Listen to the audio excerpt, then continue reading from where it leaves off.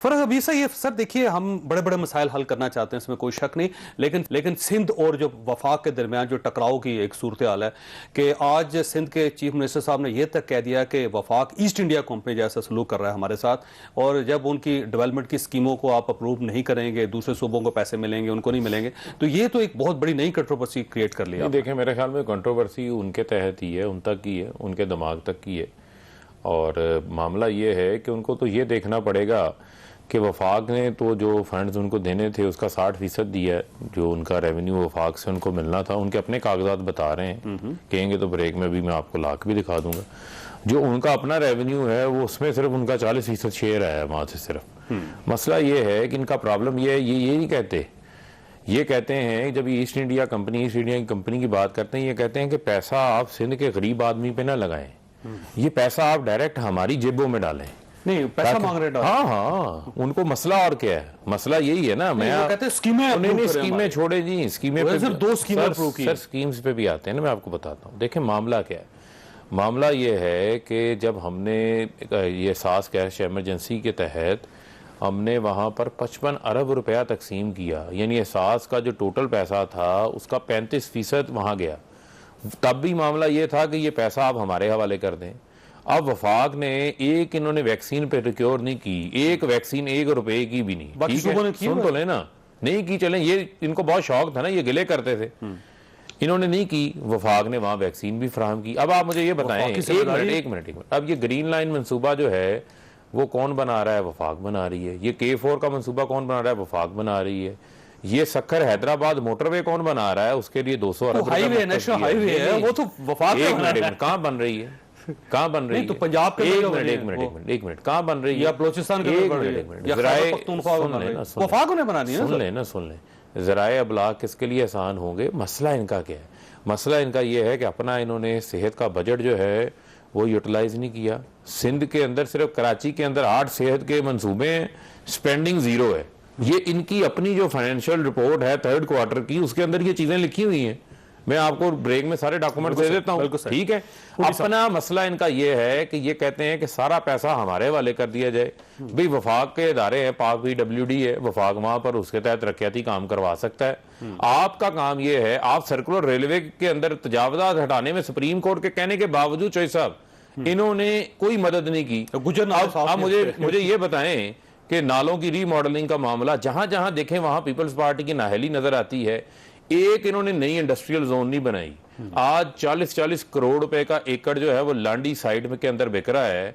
वहां का इंडस्ट्रियलिस्ट जो है वो मजबूर होके वो KPK में इंडस्ट्री लगाने आ रहा है, वो फैसलाबाद में लगाने आ रहा है, क्योंकि वहां पर सहूलियात भी है, इंफ्रास्ट्रक्चर भी है, और जो इंडस्ट्रियल लैंड है वो भी सस्ती है। ये क्या कर रहे हैं? 6-6 फुट के खड्डे पड़े हुए हैं वहां। वो ये कहते हैं कि आपका जो अपना बजट है आप वो यूटिलाइज नहीं कर पा रहे, कराची शहर को साफ नहीं कर रहे, कचरे के ढेर लगे हुए हैं, वहां पे नाले आप साफ आपसे होते नहीं है, बाकी आप मजीद पैसे मांगी जा रहे हैं वफाक से। तो कितने पैसे वफाक देगा? क्योंकि वहां पे करप्शन बहुत होते हैं। चलें, बिस्मिल्लाहिर्रहमानिर्रहीम। देखें, ये बातें करना बहुत आसान है। अब फ़ारूक हबीब साहब तो बड़े संजीदा सियासतदान है और मैं समझे बड़ी कोई संजीदा बातें करेंगे। आप मुझे बताएं, राना साहब बैठे हुए हैं, मेरे बाद उनकी बारी आएगी। मुझे बताएं, कभी ये भी हुआ है कि कोई कैश पैसे लेके कोई एक हुकूमत दूसरी हुकूमत को देगी?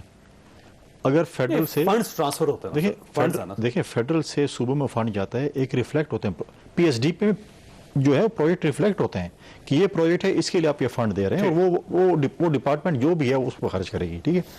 अब इन्होंने कराची के साथ, पहले तो ये सिंध को ओन नहीं कर रहे थे, ठीक है। अब कराची को इन्होंने, जो आए थे वज़ीर आज़म साहब 2 दफ़ा आए, तो खैर शौकत खान के चंदे के लिए रमज़ान के महीने में थे, तो उन्होंने कहा अरबों खरबों रुपए मैं कराची को दे के जा रहा हूँ। किधर अरबों खरबों रुपए बताए ना, वो किधर उन्होंने खर्च किए?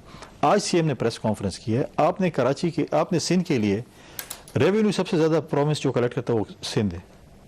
आपने उसको जो है 2 प्रोजेक्ट दिए हैं, आपने जो है वो 14 स्कीमें पंजाब की रख ली हैं, आपने 10 KP के रख लिए, 28 बलोचिस्तान ने भेजी हैं, वो तो चलो भेजिए। लेकिन चीज़ें ये नहीं है। अब जो ये बात करते हैं, देखिए असद उमर साहब का ये कहना है, अब तक हम साफ कर रहे हैं। देखिए अब ये बात भी हम बना, अब ये बात करते हैं इनके, भी हम, मैं आपको तारीख बताता हूँ, इन्होंने ये बात कर ली है। इनके अब चीफ मिनिस्टर महमूद खान साहब, ठीक है, ये पिछले दौर में सूबाई वजीर थे। इन्होंने सरकारी फंड से अपने जाती फंड में, अपने जाती अकाउंट में फंड ट्रांसफर, गलती से हो गया। गलती अच्छा गलती हो जाती है। नहीं, मैं बता रहा हूं, अगर ये बहुत फंड की बात करते हैं तो जाके अपने पहले सीएम को चेक करें उन्होंने पिछले हुकूमत में क्या किया था, ठीक है। लेकिन ये चीजें नहीं है। देखें, आप कह रहे हैं कि आप दें, आप बिल्कुल मोटरवेज बनाएं, जो चीज भी करें आप बनाएं ना, क्यों नहीं बनाते? लेकिन सर देखें, आपका मुतालबा दुरुस्त हो सकता है, आपको पैसे चाहिए और आपको पैसे मिलने चाहिए, लेकिन सवाल ये है कि कहा, आपके पास पैसे हैं, देखिए इनके पास यूटिलाइज कर लें। अब मैं प्रॉब्लम बताऊं, इन्होंने बेनजीर सपोर्ट प्रोग्राम का, इनको बेनजीर का नाम खटकता था, इन्होंने एहसास कर दिया, लेकिन वो नाम चेंज नहीं कर सकते, एक्ट के जरिए इन्होंने किया, ठीक है। अभी भी अगर आप चल रहा होता, देखिए वो ऑफिशियल है, कर नहीं सकते ना, ठीक है।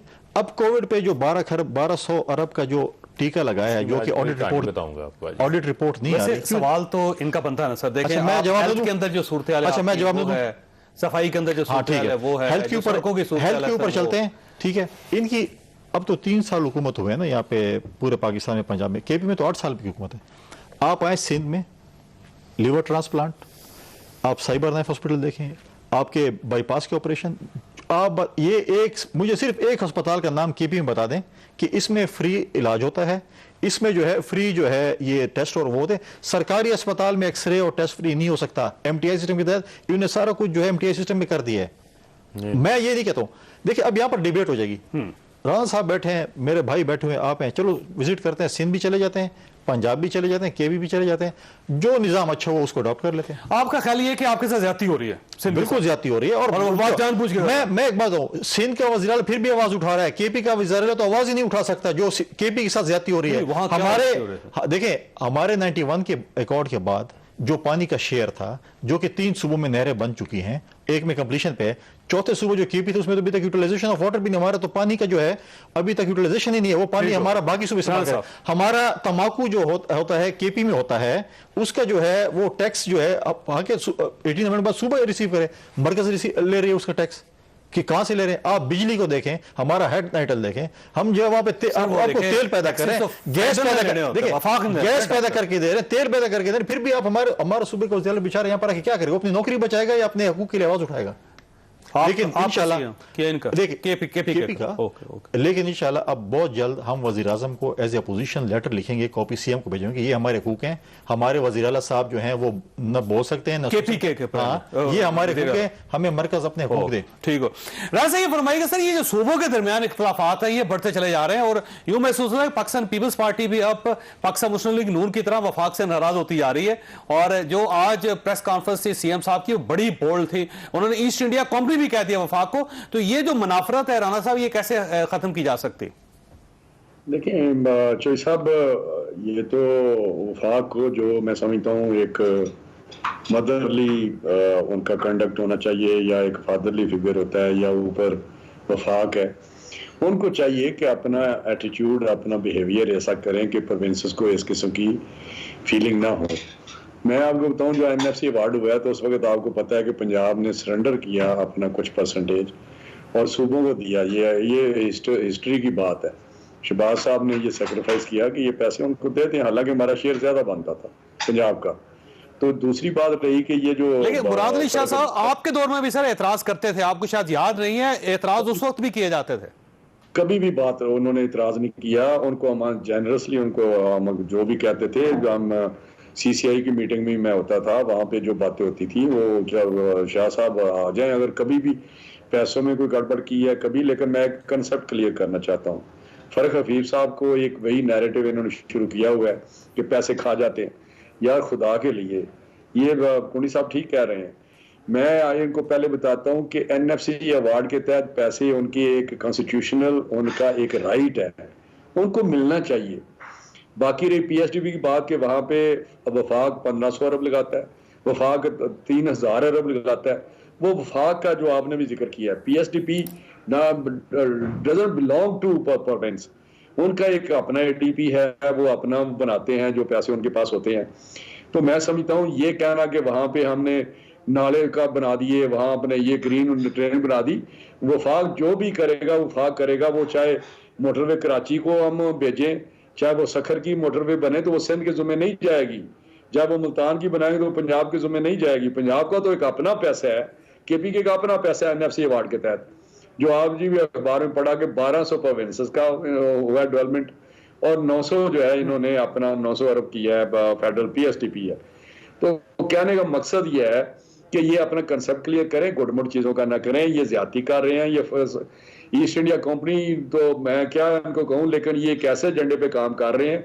यूनिलेटरली जो एक नहीं होती वन यूनिट टाइप गवर्नमेंट, अभी इनको 18th अमेंडमेंट से भी बहुत इश्यूज हैं। ये चाहते हैं कि प्रेसिडेंशियल इलेक्शन पे ये कभी बात करते हैं, ये इनको पता ही नहीं कि पाकिस्तान की जो इस वक्त बुनियाद है वो फेडरेशन की है, और ये सारे जो इकाइयां हैं हमारी वो मिलके पाकिस्तान के वफाक बनाते हैं। तो ये अपना कंसेप्ट क्लियर ठीक। दूसरी रही अच्छा फरमाए राना साहब, अगर ये जो कश्मकश है ये बढ़ती चलेगी तो क्या बनेगा मुल्क का? बताता हूँ ना, मैं बताता हूँ। दूसरी रही, अलग साहब ने नायली की बात की, ये नहीं जज कर सकते, ये जज करना है वहां के लोगों ने वोट देते वक्त। ये अभी तो मैं सुन रहा हूँ जो कराची से इनको बहुत ज्यादा सीटें मिली और गवर्नमेंट बनाने में उनका बड़ा हाथ है पीटीआई की, तो वहां पे जो इनका हाल है ना, इनका नाम नहीं सुनना चाहते कराची के लोग पीटीआई का। ये मैं ऑन रिकॉर्ड बात कर रहा हूँ, आपके प्रोग्राम में बात कर रहा हूँ। तो ये क्या बात कर रहे हैं? फैसल वोटा वहां से जहां से जीता था, वहां इनको पता नहीं कितने 7,000 वोट मिले। तो मैं ये एक बात नहीं, नहली ये तो पता चलेगा इलेक्शन में। पिछले इलेक्शन में आपको पता है किस तरह आप जीते हैं। रही बात कश्मकश की, कश्मकश खत्म करनी है वफाक ने आगे बढ़ना है। वहां पे अगर कोई बात है तो सीसीआई में आ जाएं, वहां बैठ के बात कर लें कि यार क्या क्या इशू है। तो हमारे पास तो ये मैं बात कर, बहुत अच्छा। ये बाहर पार्लियामेंट के अंदर ही राणा साहब जाके मसाइल हल हो सकते हैं, बाहर तो ये मसले हल नहीं होंगे। पर साहब मैंने ब्रेक लेनी है, आपके पास एक सवाल छोड़ के जा रहा हूं कि सर एनएफसी अवार्ड है, उसको आप पढ़ लें, लोगों का हक बनता है, अल्टीमेटली आपको देना पड़ेगा। अगर आप नहीं देंगे तो ये जो इख्तलाफात है ये बढ़ते बढ़ते वफाक को बहुत कमजोर कर देंगे। एक छोटी सी ब्रेक हो, ब्रेक के बाद दोबारा जरूरत।